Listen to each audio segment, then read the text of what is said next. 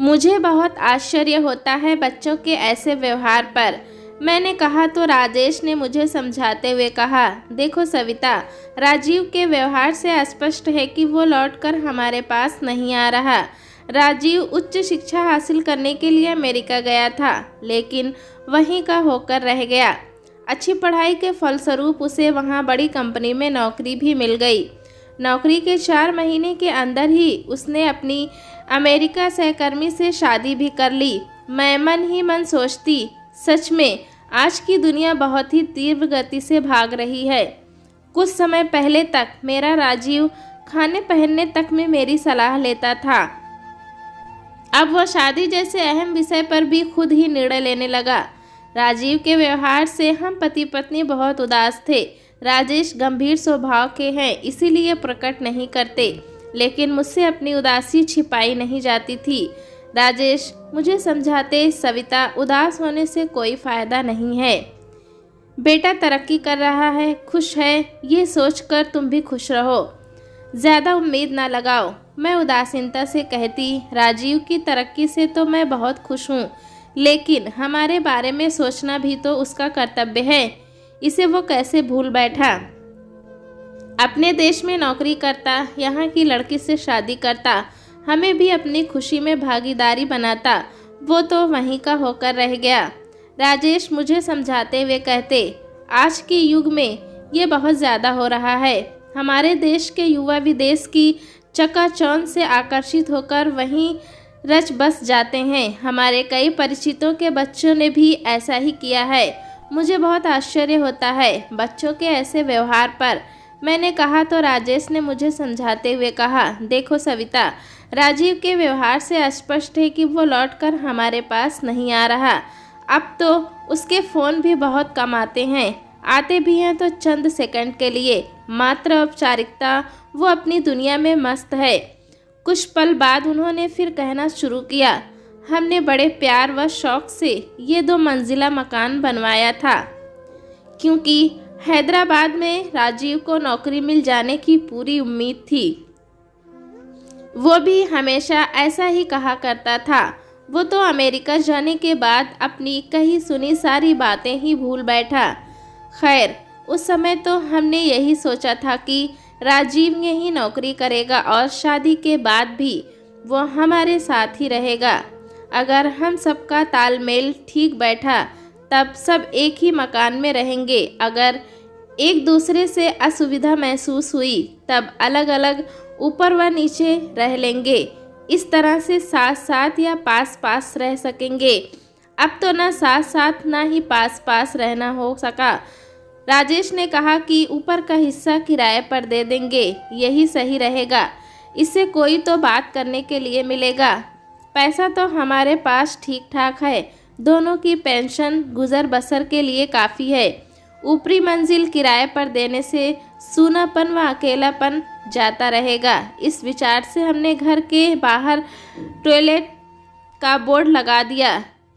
अगले ही दिन रामेश्वर दयाल बातचीत के लिए आ पहुँचे। उन्होंने बताया कि वे बैंक मैनेजर हैं। उनका बैंक हमारी ही कॉलोनी में है। उनके बेटे का इंजीनियरिंग कॉलेज हमारी कॉलोनी के नज़दीक है, इसीलिए वे हमारा मकान किराए पर लेने के लिए इच्छुक हैं। हम दोनों को वे बेहद शालीन व सभ्य मालूम हुए। हमने उन्हें मकान किराए पर दे दिया। रविवार के दिन वे लोग हमारे घर में शिफ्ट हो गए। राजेश ने उनसे आग्रह किया, रामेश्वर जी, आज आपको सामान व्यवस्थित करना है, इसलिए आप लोग लंच हमारे साथ कीजिए। हंसमुख रामेश्वर जी ने कहा, चलिए यही ठीक रहेगा। एक दिन तो अपने हाथ के खाने से छुटकारा मिलेगा। और वे ठहाका लगाकर हंस पड़े। रामेश्वर जी अपने इकलौते बेटे रोहन के साथ लगभग 1 बजे खाना खाने आ गए। रोहन को देख मुझे बार बार राजीव की याद आ जाती। ठीक वही रंग रूप, कदकाठी, उठने बैठने, बातें करने का तरीका भी बहुत मिलता जुलता। रोहन से बात करने, उसे खिलाने में मुझे विशेष आनंद महसूस हो रहा था। रामेश्वर जी और रोहन के आ जाने से हमें स्वतः ही घर में चहल पहल सी महसूस होने लगी। अगले दिन सुबह रोहन की तेज़ आवाज़ सुनाई दी, नहीं, मैं नहीं पीऊँगा बॉर्नवीटा, मुझे कॉफ़ी ही पीनी है। रामेश्वर जी बोले, आज पी लो, बना दिया है, कल से कॉफ़ी ही बना दूंगा। मैंने कह दिया ना, नहीं पीऊँगा तो बस नहीं पीऊँगा, मेरे पीछे मत लगिए। और वो तेज़ी से सीढ़ी उतर गेट के बाहर निकल गया। रामेश्वर जी यह कहते हुए उसके पीछे दौड़े। थोड़ा रुको, मैं तुरंत कॉफ़ी बना देता हूँ, प्लीज़ पी कर जाओ। रोहन तो गेट से बाहर निकल चुका था। रामेश्वर जी के पहुँचते पहुँचते वो तो मोटरसाइकिल स्टार्ट कर 9-11 हो चुका था। हम पति पत्नी बागबानी में लगे हुए थे। हम दोनों ने पिता पुत्र की सारी बातें सुनी थी, किंतु अनसुने बने अपने काम में लगे हुए थे। रामेश्वर जी ऊपर जाने के पहले 1 मिनट के लिए ठिठके, बोले, आपका बगीचा काफ़ी सुंदर है, आप दोनों का ही बागबानी में मन लगता है, आपने अपने किचन गार्डन में भी काफ़ी कुछ लगा रखा है। राजेश ने कहा, काफ़ी कुछ तो नहीं, हाँ कुछ कुछ लगा दिया है। रामेश्वर जी क्या बताऊं, ताज़ी ताज़ी मूली, भिंडी, टमाटर, पालक का स्वाद ही कुछ अलग होता है। राजेश ने उनसे चाय का आग्रह किया, किंतु वे असहज महसूस कर रहे थे, इसलिए व्यवस्था का बहाना बनाकर ऊपर लौट गए। अगले दिन फिर रोहन के चीखने की आवाज़ सुनाई दी। आपने क्यों कॉफ़ी बनाई? मुझे कॉफ़ी नहीं पीनी, मैं बॉर्नवीटा पीऊँगा। रामेश्वर जी ने कहा, तुम तो हद करते हो, आज कॉफ़ी बना दी तो तुम्हें बॉर्नवीटा चाहिए। आप ये सब क्यों करते हैं? मैं कोई बच्चा थोड़ी ना हूँ, खुद बना लिया करूँगा। मुझे तुम्हारे लिए करना अच्छा लगता है, रोहन ने सख्त लहजे में कहा। मुझे बुरा लगता है। रोहन यह आया वो गया की तर्ज पर तेज़ी से मोटरसाइकिल से चलता बना। बेचारे रामेश्वर जी दौड़कर भी उसे रोक ना पाए। हम पति पत्नी बागबानी के बाद चाय का प्याला लेकर बगीचे में ही बैठे थे। राजेश ने आज फिर रामेश्वर जी से चाय का आग्रह किया। रामेश्वर जी मान गए। साथ चाय पीना, कुछ हल्की फुल्की बातें करना हम तीनों को ही अच्छा लगा। आज रविवार का दिन था। पिता पुत्र में बहस हो रही थी। तेज़ आवाज़ रोहन की ही थी। हम दोनों सोच ही रहे थे कि ऊपर जाकर देखते हैं कि माजरा क्या है। तभी रोहन बंदूक से छूटी गोली की तेज़ी जैसे दनदनाता हुआ निकल गया। गेट के बाहर सुमो गाड़ी में 8 से 10 लड़के लड़कियां लदे हुए थे तथा हो हल्ला कर रहे थे। रोहन भी उसमें सवार हो हल्ला में शामिल हो चलता बना सबके साथ। रामेश्वर जी पूछते ही रह गए, कब तक लौटोगे, ये तो बताते जाओ। लेकिन रोहन को उन्हें सुनने व जवाब देने की सुध हो तब न। हमें देख रामेश्वर जी हमारे साथ ही आ बैठे। हमारे आग्रह पर उन्होंने चाय नाश्ता हमारे साथ ही किया। घंटे 1.5 घंटे बाद रामेश्वर जी ऊपर जाने का उपक्रम करने लगे। मैंने कहा, भाई साहब, रोहन भी बाहर गया हुआ है, आप हमारे साथ ही लंच कीजिए। पहले तो वे कुछ सकुचाए, किंतु बार बार आग्रह करने पर राजी हो गए। खाना तो हम तीनों ने मिलकर बनाया। राजेश तो रोज़ ही मेरी कुकिंग में मदद करते थे। रामेश्वर जी भी यह कहकर साथ हो लिए, चलिए मैं तो रोज़ ही खाना पकाता हूँ, थोड़ी मदद किए ही देता हूँ। साथ साथ काम करते हुए काफ़ी औपचारिकताएं खत्म हो गई, इसीलिए हम खुलकर बातें करने लगे। मैंने कहा, भाई साहब, बुरा ना मानो तो एक बात जानना चाहूँगी, वैसे इच्छा ना हो तो ना कर दीजिएगा। कैसी बातें करती हैं भाभी जी, जो पूछना है पूछ लीजिए। मैंने कहा, भाई साहब, मुझे यह बात दुविधा में डालती है कि आपने अपने घर में अपनी पत्नी की एक भी तस्वीर नहीं लगाई है। रामेश्वर जी धीरे से बोले, भाभी जी, अब जब नाता ही नहीं रहा तब तस्वीर लगाने का क्या फ़ायदा। नाता नहीं रहा मतलब वे जीवित हैं। रामेश्वर जी ने फीकी मुस्कान के साथ कहा, हाँ वो जीवित है, उसने मुझे छोड़ दिया। ये सब ऐसे कैसे हो गया? रामेश्वर जी बोले, मैं एक बैंक कर्मचारी हूँ। बैंक इतना पैसा तो देता है कि ढंग से जीवन बसर हो जाए, किंतु उसे बहुत ही हाई फाई जिंदगी पसंद थी। उसके पापा उच्च सरकारी अफसर थे, जिन्हें तनख्वाह के अलावा रिश्वत व उपहारों की भी आमदनी होती थी। वो अपने माता पिता की एकलौती संतान है, इसीलिए बेहिसाब पैसा खर्च करने की नहीं बल्कि बर्बाद करने की भी उसे पूरी छूट थी। मेरे पास उसके मायके जैसी आमदनी ना थी। मैं अपनी पूरी तनख्वाह उसके हाथ में सौंप देता, किंतु मेरी तनख्वाह तो उसके लिए ऊँट के मुंह में जीरे के समान साबित होती। पैसे को लेकर वो मुझसे झगड़ती। वो भी पढ़ी लिखी थी। मैंने उससे कहा, तुम भी नौकरी कर लो, आमदनी बढ़ने से मन मर्जी खर्च कर सकोगी। वो कहती, मेरे माता पिता को ये पसंद नहीं कि उनकी राजकुमारी नौकरी करे। मैं कहता, आजकल तो बड़े बड़े घर की लड़कियां भी नौकरी कर रही हैं, इसीलिए झगड़ने से अच्छा है आमदनी बढ़ाई जाए। वो कहती, हमारी कॉलोनी में मेरी माँ की एक सहेली है, उनके पति भी बैंक मैनेजर हैं। वे तो अच्छा कमा लेते हैं। वे लोग तो बड़े ठाठ से रहते हैं। उन्हें देखकर ही मैंने तुमसे शादी के लिए हाँ की थी। मैंने उसे समझाया, देखो शालू, मैं रिश्वत लेना और देना दोनों ही गलत मानता हूँ। तुम नौकरी नहीं करना चाहती, मत करो, मेरी तनख्वाह में शांति से रहो। शालू को तो ऊपरी कमाई का नशा चढ़ा हुआ था। उसने बचपन से ऊपरी कमाई का आनंद उठाया था। वो मायके से पैसा लाना चाहती, जिसके लिए मैंने उसे साफ कह दिया था कि अगर वो वहाँ से पैसा लाएगी तो मैं जान दे दूँगा। शालू ने मितव्यता से रहना सीखा ही न था, इसीलिए पैसे के लिए नित्य झगड़ना ही उसका काम बन गया था। रोहन का तकाजा देने से भी वो नहीं रुकती थी। मैंने कहा, अमीर मायका होने के कारण समझौता न कर पाई और मायके जा बैठी। रामेश्वर जी ने कहा, मायके जा बैठती तो इतना दुख न होता, किंतु वो तो। इतना कहते हुए उनकी आंखों से आंसू टपक गए। हम सभी शांत हो गए। उन्होंने फिर कहना आरंभ किया, उस दौरान मेरा एक कॉलेज का दोस्त ऑफिस के काम से आया था, मेरे घर पर मिलने भी आया था। वो आया तो 2 दिनों के लिए था, किंतु ये कहते हुए हफ्ते भर रुक गया कि यार, अब आया हूँ तो रुक जाता हूँ, बार बार आना तो होता नहीं। इसी बहाने अपने यार से जी भर कर बातें भी हो जाएंगी। मैं भी खुश हो गया कि चलो अच्छा है, इस बहाने पुरानी यादें ताज़ा होंगी और शालू के झगड़ों से अवकाश भी मिल जाएगा।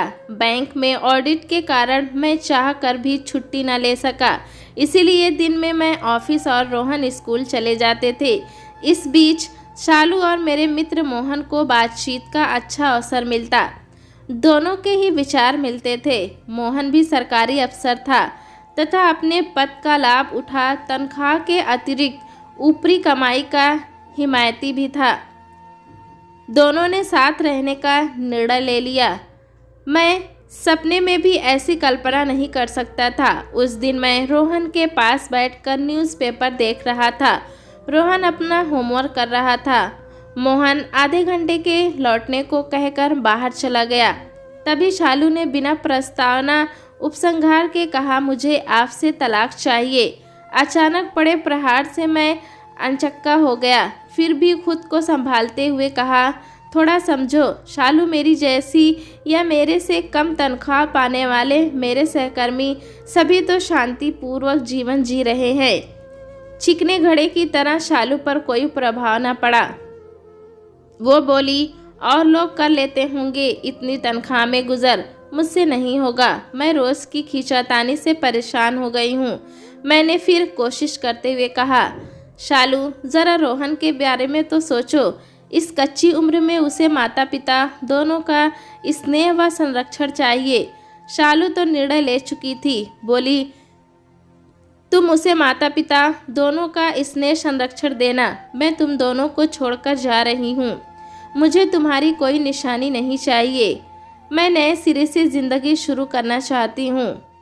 मैं भी अपना आपा खो बैठा। चीखते हुए बोला, अरे निर्लज, कम से कम मोहन के जाने का तो इंतज़ार कर लेती। बरसों बाद तो मैं अपने जिगरी यार से मिला हूँ। 4 दिन तो खुशी से जी लेने देती। वो तो अच्छा है कि वो अभी यहाँ नहीं है, वरना मेरी पारिवारिक स्थिति देख वो कितना दुखी होता। मैं उन्हीं के साथ जा रही हूँ। वे मेरे लिए उपयुक्त जीवन साथी हैं। ना आमदनी की चिंता और ना ही खर्चे का हिसाब। जैसे चाहो कमाओ और जी भर कर उड़ाओ। हम दोनों के विचार पूरी तरह समान हैं। शालू की बातें सुन मैं भौचक्का रह गया। सारी बातें समझ में आने लगी। मेरा जिगरी यार मेरे साथ समय गुजारने के लिए नहीं रुका था, बल्कि अपने मित्र की असंतुष्ट पत्नी को अपने जाल में फांसने के लिए रुका था। मोहन की पत्नी का 6 माह पहले एक एक्सीडेंट में देहांत हो चुका था। असंतुष्ट सालू को उसने भांप लिया और 2 के झगड़े में तीसरे का लाभ वाली कहावत चरितार्थ कर बैठा। मैं इन सब बातों से अनभिज्ञ अपनों के हाथों ठगा गया। बस उस समय शालू गई तो गई, बाद में हमारा कानूनी तलाक भी हो गया।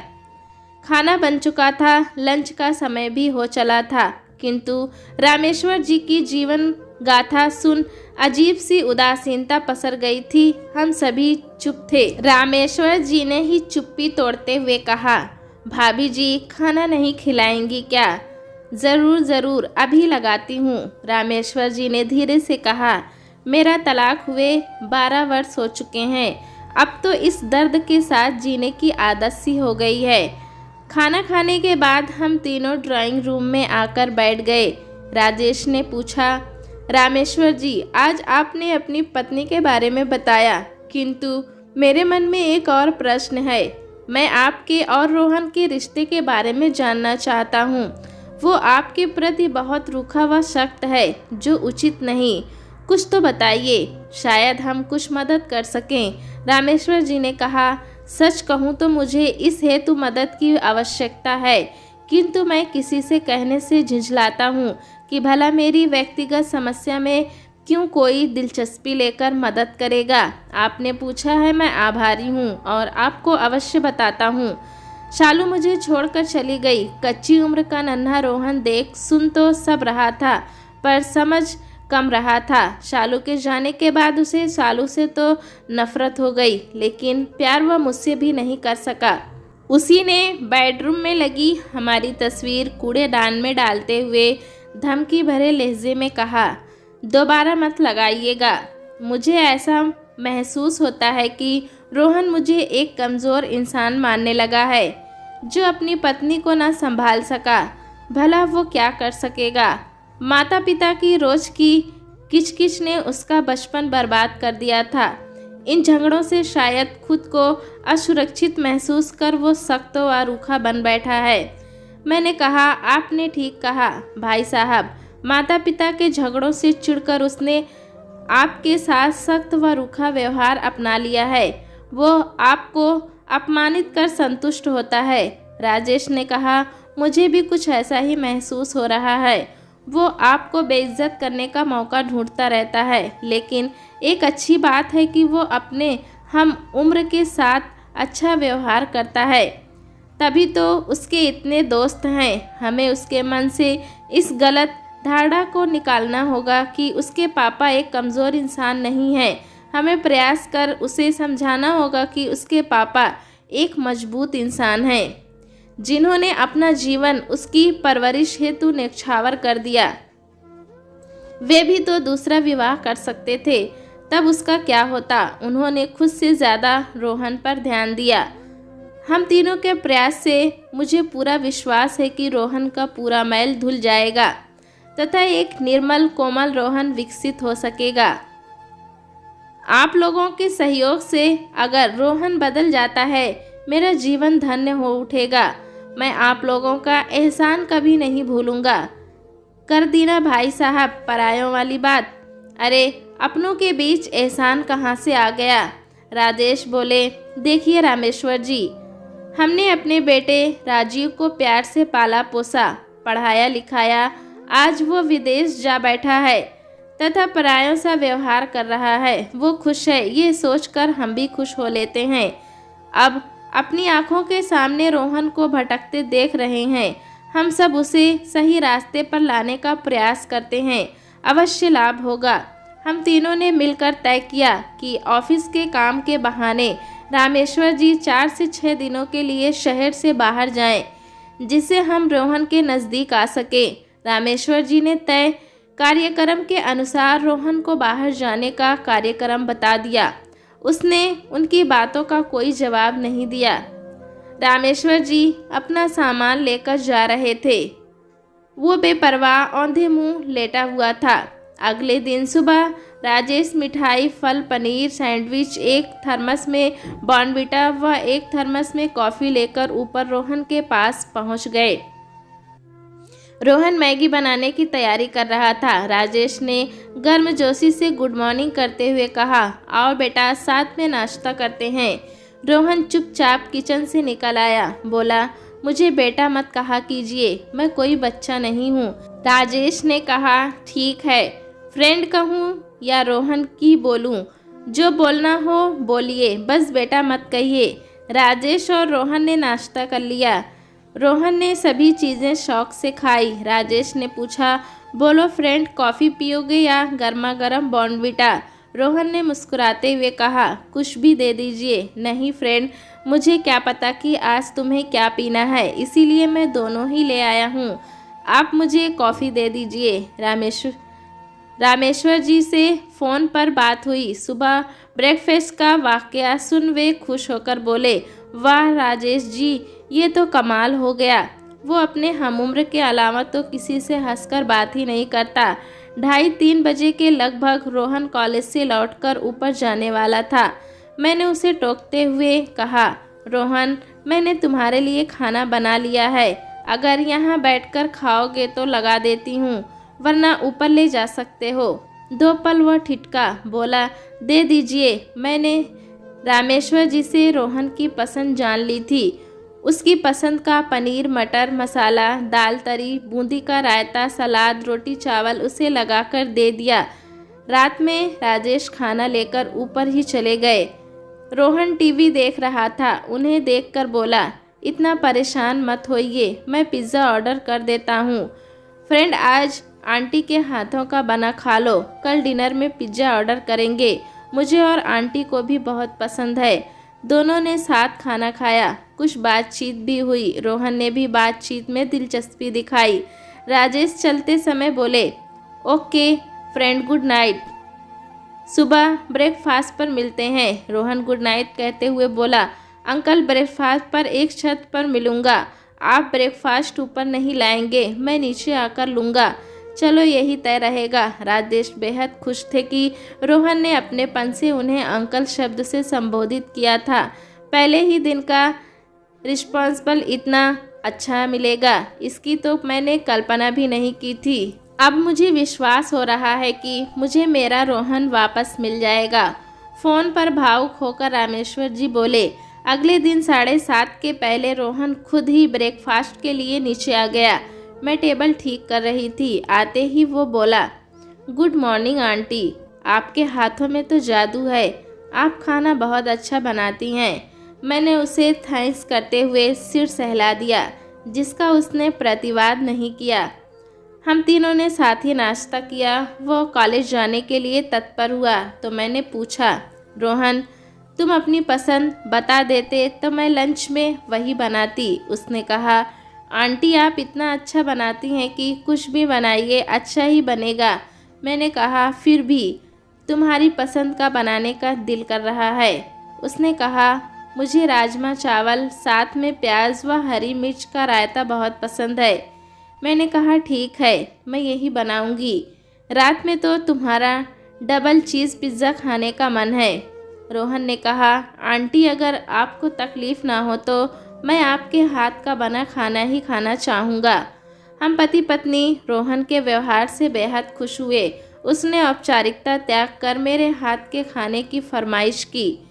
रामेश्वर जी से फ़ोन पर बात होती रहती थी। वे ये जानकर खुशी से बोले, राजेश जी, आप लोगों ने बहुत जल्दी उसके दिमाग की खिड़की खोल दी। चलिए, अब हमें रोशनी डालने की जगह तो मिल गई। आज रोहन का कॉलेज बंद था। हमने पूरा दिन ही रोहन के साथ बिताने का कार्यक्रम बनाया। सुबह 8 बजे तक वो नीचे आ गया। मैं टेबल ठीक करते हुए कहा, बेटा, आज मैंने साउथ इंडियन डिशेस बनाई है। तुम्हें अगर पसंद ना हो तो तुम्हारे लिए कुछ और बना देती हूँ। रोहन ने झट से कहा, नहीं आंटी, मुझे तो साउथ इंडियन डिशेस बेहद पसंद है, मैं तो यही खाऊंगा।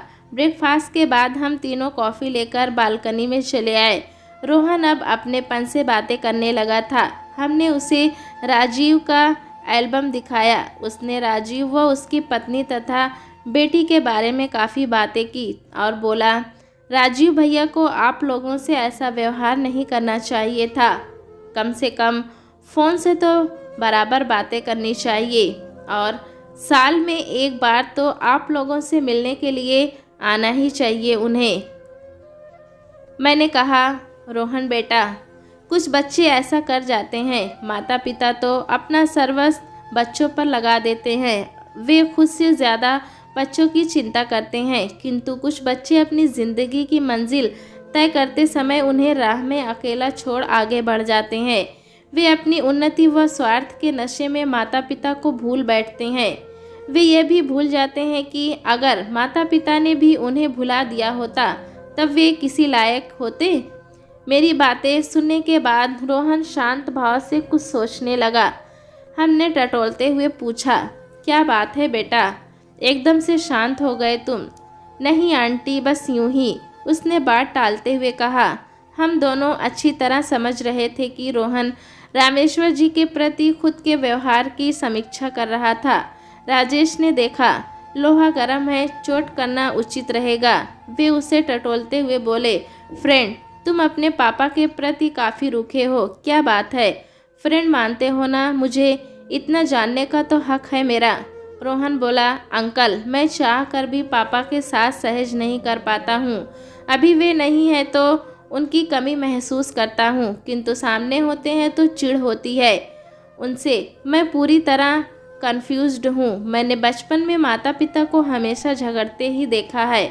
वो 2 पल रुक कर फिर बोला, पापा मम्मी को अपनी बात समझाने में असमर्थ रहे, इसीलिए वे मुझे बेहद कमज़ोर इंसान लगते हैं। राजेश ने समझाते हुए कहा, बच्चों का मन मस्तिष्क बहुत भावुक व कोमल होता है।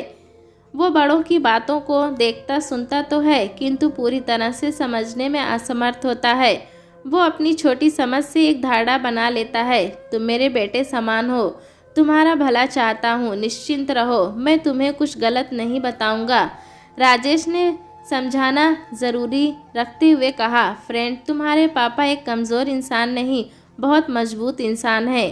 तुम्हारी मम्मी को मैं जितना समय पाया हूँ, ये कि उन्हें धन दौलत की बेहिसाब भूख थी। वे तुम्हारे पापा से रिश्वत लेने के लिए लड़ाई झगड़ा करती थी। फ्रेंड, बैंक मैनेजर को इतनी तनख्वाह तो मिलती है कि वो एक सम्माननीय जीवन व्यतीत कर सके। ईमानदारी तो चरित्र का अनमोल गहना है। तुम्हारे पापा जैसे इंसान का सम्मान होना चाहिए, ना कि अपमान। तुम्हारे पापा को पत्नी व मित्र ने धोखा दिया। ये ऐसा घाव है जो नासूर बनकर तुम्हारे पापा और तुम्हारी ज़िंदगी बर्बाद कर रहा है। अपनों के धोखे को सहेज कर जिंदगी को कर्तव्य की भांति निभाना किसी कमज़ोर इंसान के बस की बात नहीं है। तुम्हारे पापा तुम्हारी अच्छी परवरिश के लिए अपने दुख को दरकिनार कर कर्तव्य को बखूबी निभा रहे हैं। तुम अपना कन्फ्यूज दूर करो तथा अपने पापा का आदर सम्मान कर खुद को योग्य बेटा साबित करो। अगली सुबह रामेश्वर जी लौट आए। जैसे ही उनकी टैक्सी गेट के सामने आकर रुकी, हमसे पहले रोहन गेट तक पहुंच गया। उसने जल्दी से टैक्सी का गेट खोला। रामेश्वर जी बाहर निकले। उसने चरण स्पर्श कर पूछा, कैसे हैं पापा?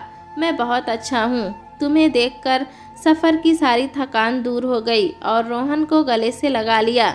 रोहन खुश था। वो पापा के हाथों से ब्रीफकेस लेकर ऊपर चला गया।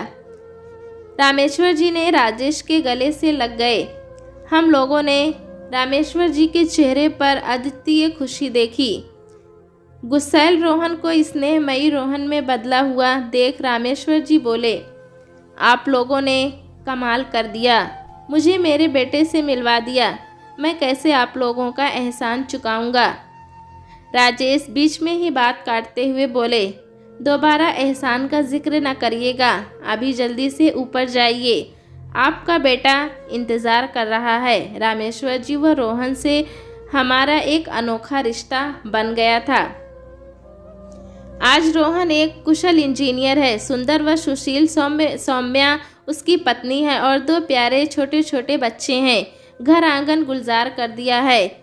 हम पति पत्नी का मन बेटा बहू पोता पोती के लिए तरसता था। एकांत में हम आंसू बहाते थे, पर आज रोहन के कारण वो रिक्त कोना गुलजार हो उठा।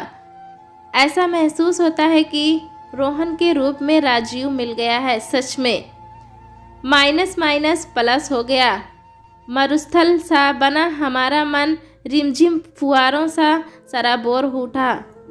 दोस्तों, कहानी कैसी लगी हमें कमेंट में ज़रूर बताएं। चैनल पे नए हैं तो एक लाइक और सब्सक्राइब करना ना भूलें।